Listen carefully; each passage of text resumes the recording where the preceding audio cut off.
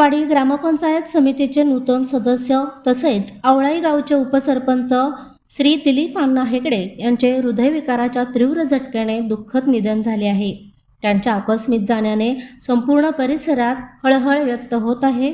तसेच आटपाडी तालुक्यावर शोककळा पसरली आहे।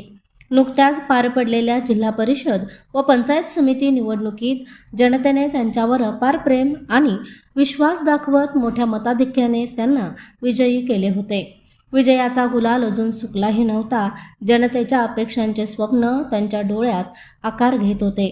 गावाच्या विकासासाठी अनेक योजना राबवण्याचे त्यांचे मनसुबे होते, परंतु नियतीने काळाचा घाला घालत सर्वांना स्तब्ध करून टाकले।